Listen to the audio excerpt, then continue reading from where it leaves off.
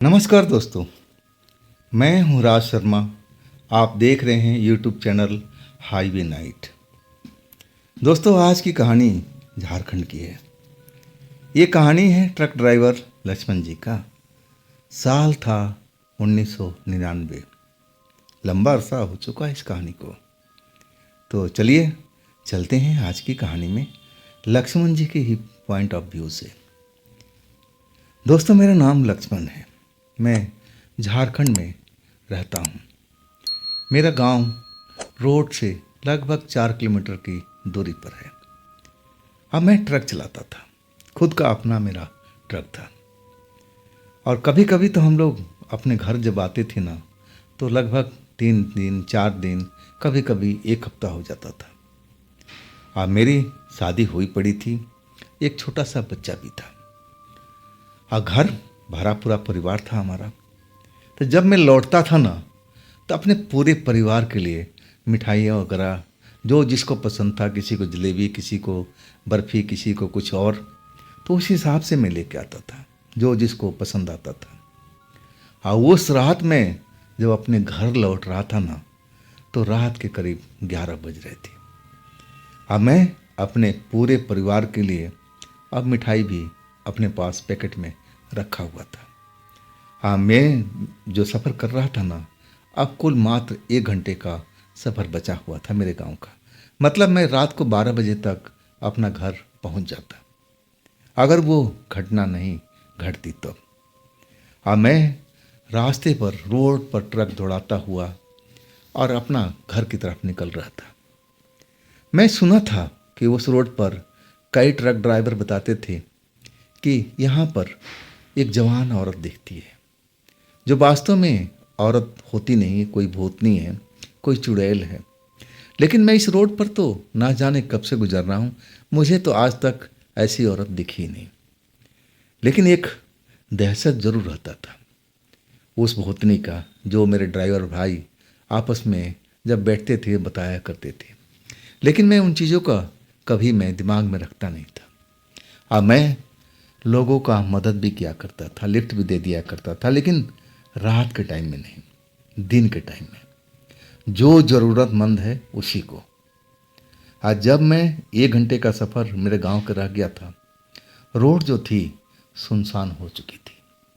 अब मैं तेज़ी से अपने घर की तरफ ट्रक दौड़ा रहा था कि जल्दी से जल्दी पहुंचूं घर पर, जा कर के मैं अपने परिवार से मिलूं, सभी के लिए जो मिठाई रखी थी उनको दूं, मेरा परिवार खुश हो जाएगा।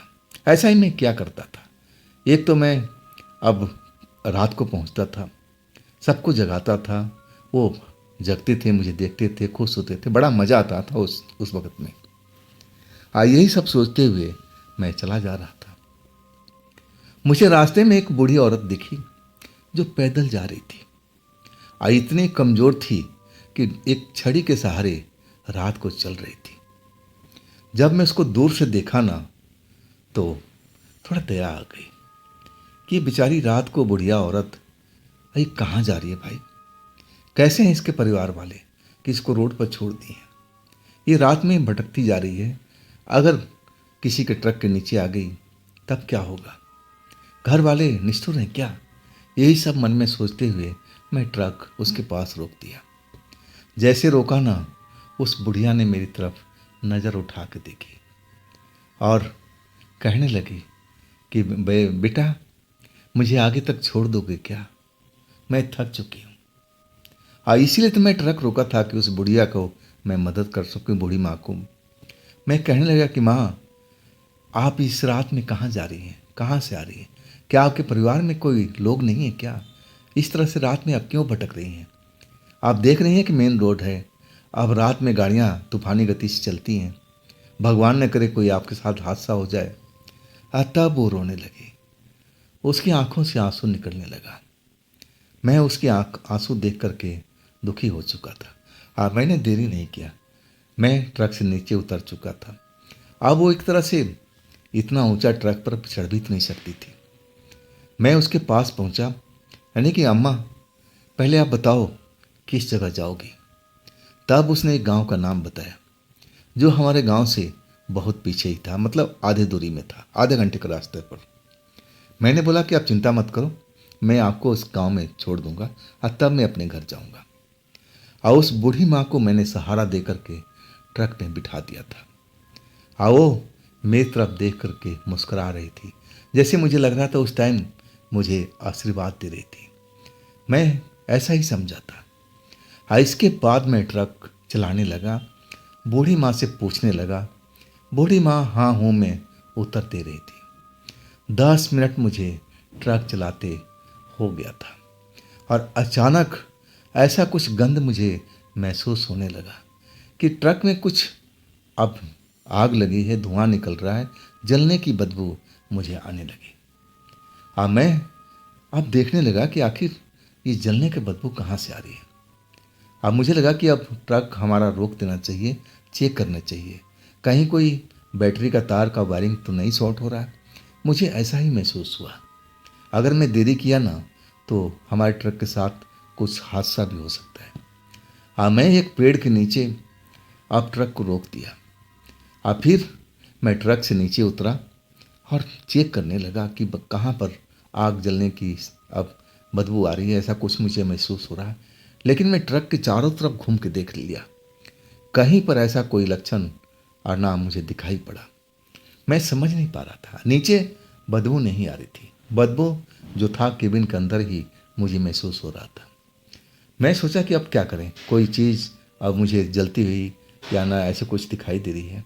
चलो एक बार केबिन में जाते हैं और ट्रक को स्टार्ट करके तब मैं नीचे आ जाऊंगा। हो सकता है कि ट्रक स्टार्ट करने के बाद वो जो तार जल रही हो उसका मुझे पता चल जाए। यही सोच के जब मैं ट्रक के अंदर गया ना, अचानक मैं देखा जहाँ बूढ़ी औरत बैठी हुई थी वहाँ तो कोई था ही नहीं। सही मायने में मुझे लगा कि बूढ़ी औरत कहीं नीचे तो नहीं उतर गई, लेकिन जिस पोजीशन में थी उस पोजीशन में तो उतर ही नहीं पाती। मैं एकदम हैरान तो जरूर हो गया, लेकिन मैं अपना ट्रक भी देख रहा था। ट्रक को स्टार्ट कर दिया। अब मैं नीचे उतर गया। जब मैं नीचे उतरा ना तो उस चीज़ को देखने लगा कि बदबू कहाँ से आ रही है। अब तो मुझे बिल्कुल पता लगना चाहिए।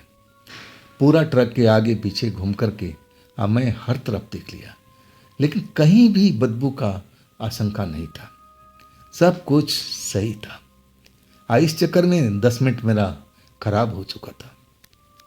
जब मुझे कोई संकेत नहीं मिला, ना ऐसा कुछ लगा कि हाँ कहीं पर कोई तार जल रही है, चाहे कुछ और चीज़ हो रहा है, तब मैं सोचा कि अरे ये हो क्या रहा मेरे ट्रक में साथ में। चलो अब चलते हैं घर पर। आप सुबह में ट्रक को एक बार मैकेनिक को बुलाएंगे और चेक करवा देंगे। अब यहाँ टाइम ख़राब नहीं करते। जैसे ही ट्रक में सवार हुआ, स्टीयरिंग पर बैठा, फिर उस बुढ़िया को मैं एक पल के लिए भूल ही चुका था कि बुढ़िया कहाँ गई। मुझे ध्यान ही नहीं आया, काम के चक्कर में इतना मसरूफ़ हो गया था। अब मुझे लगा कहीं उतर के चली तो नहीं गई। कई बार ऐसे मेरे मन में लगा था, लेकिन काम का बोझ इतना था ना, उस चीज़ को मैं ढूंढ रहा था जो बदबू दे रही थी। लेकिन जब नहीं मिला तो मैं ट्रक में सवार हुआ। आज जब बैठा तब मेरा ध्यान कंडक्टर सीट पर गया। जब मैं उधर देखा ना तो मैं एकदम हैरान हो गया था। बुढ़िया नहीं, एक जवान औरत उस सीट पर बैठी हुई अब मुझे घूर रही थी। सुंदर सा चेहरा, देखने से कहीं भी भूत प्रेत चुड़ैल ऐसी नहीं लग रही थी। जैसे एक आम औरत होती है वैसे मुझे दिखाई दे रही थी। बड़ी बड़ी आंखें, बाल खुले हुए और सफ़ेद वस्त्र पहने हुए। जब मैं देखा तो मैं तो देखता ही रह गया। ना जाने उसकी नज़रों में ऐसा क्या जादू था। मेरी नज़र उस पर जैसे एकदम चिपक सी गई हो और उसके चेहरे पर मुस्कान दौड़ गया था। मैं अब ट्रक को अब चलाने के मूड में था, लेकिन मैं भूल गया कि मैं इस ट्रक में ड्राइवर हूँ, ये मेरा ट्रक है। वो जैसे मुझे अपने जादू के जाल में फांस लिया हो। मुझे फिर ऐसा लगा कि मैं होश ही नहीं मेरा, सब कुछ जैसे मेरे कंट्रोल से बाहर हो रहा है। मैं करना कुछ चाहता हूँ, मैं अपना ट्रक चलाना चाहता हूँ, लेकिन चला नहीं पाता हूँ। बस मैं उसकी तरफ देखते ही जा रहा हूँ। वो मुझे देख करके मुस्कुरा रही है, हंस रही है। मुझे ऐसा मालूम हो रहा था। मुझे कहीं भी नहीं लग रहा था कि मैं किसी भूत चुड़ैल के पास में बैठा हुआ हूँ। जरा भी शक शुबा नहीं हो रहा था। हाँ, बस उसके माया जाल में जरूर फंसा हुआ था। और अचानक एक पल ऐसा आया कि मैं अपना होश हवास खो बैठा था। कुछ भी मुझे मालूम नहीं कि मेरे साथ में क्या हुआ, मैं कौन था, अब इस ट्रक में मैं क्या कर रहा हूँ, कुछ भी नहीं मालूम। मैं अपना होश हवास खो बैठा था। जब मुझे होश आया ना, तो अपने आप को जिस पेड़ के नीचे पाया था, उस पेड़ की दूसरी साइड में मैं ज़मीन पर गिरा हुआ मिला। हाँ, मेरे शरीर पर जख्म के काफ़ी निशान, जैसे मेरे चेहरे को अब खसोटा गया है, नोचा गया है। बाजू पर मेरे सट फटे हुए, जैसे कोई मेरे को मारने का भरपूर कोशिश किया है, लेकिन मुझे मार नहीं पाया। जब मैं अपने आप को जिंदा पाया और जब होश में आ चुका ना, तो मैं एकदम घबरा गया। मेरा ट्रक में था, मैं ट्रक के अंदर में था। अब मैं यह इस पेड़ के पीछे कैसे आ गया? मैं उठ के खड़ा हुआ और तब मुझे वो औरत सामने में बैठी हुई दिखाई दी। हाँ, वो मुझे घूर रही थी, लेकिन इस बार उसका चेहरा, रंग ढंग सब कुछ बदला हुआ था। आंखें तो अंगारे की तरह दिख रही थी, चेहरा बड़ा ही भयानक दिख रहा था। अब मुझे देख रही थी, वो हंस नहीं रही थी, गुस्से में थी वो। अब कहने लगी कि तू इस बार तो बच गया, लेकिन कब तक बचेगा तू? कब तक ये तेरा कोई बचाव करेगा? मैं भी देखती हूँ, मैं भी इसी रोड पर हूँ। आज जिसको एक बार मैं छू लेती हूँ ना, उसको मैं कभी छोड़ती नहीं। आज तेरा समय था और आज तू मेरे हाथों से बच गया, नहीं तो मैं तेरा खून पी जाती। और इसके बाद वो औरत अंधेरे में गायब हो चुकी थी। सही मायने में मैं इतना डरा था कि मैं आपको बता नहीं सकता। जैसे लगा कि मेरी सांस उखड़ रही है, दिल का धड़कन बढ़ चुका था। हाँ, मैं तेजी से उठा जमीन से और सीधा भागा ट्रक में।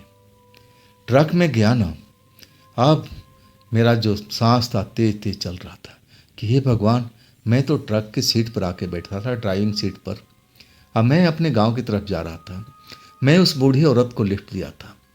अचानक बदबू आने लगा और इसके बाद जब देखा तो यहाँ पर एक सुंदर महिला बैठी हुई है। तो आखिर ये मुझे छोड़ कैसे दिया? मुझे जब पकड़ के ले गई खाने के लिए, खून पीने के लिए, तो ऐसी कौन सी शक्ति थी जो मुझे बचा लिया? लेकिन मैं बच चुका था। अब मैं इस बारे में कुछ सोचना भी नहीं चाहता था। ट्रक स्टार्ट किया और कांपते हाथों से स्टेरिंग संभालते हुए मैं अपने घर की तरफ चल पड़ा। जब मैं अपने घर पहुंचा ना, घर के लोग जब मुझे इस अवस्था में देखे तो सब डर चुके थे। क्या हुआ लक्ष्मण, क्या हुआ, ये सब क्या हुआ? हाँ, मैं बताने लगा कि मेरे साथ में क्या घटा है। सब कहने लगे कि देख, भगवान ने बचा लिया, हमारे घर के कुल देवता ने तुम्हें बचा लिया है। हमारे घर में एक कुल देवता का पूजा होता था। हमारे घर वाले कहते थे कि हमारे जो कुल देवता है ना, हमारे परिवार को हमेशा रक्षा करते हैं। चाहे हम जहाँ पर हो, जहाँ पर भी हम किसी खतरे में पड़ते हैं ना, तो हमारे कुल देवता आ जाते हैं और हमें बचा लेते हैं। ऐसा हमारे परिवार को, बुजुर्गों का मानना था। और वही प्रथा अभी तक हमारे साथ में घर में चल रही थी। उस कुल देवता का हर तीज त्यौहार में अब उनका पूजा किया जाता था।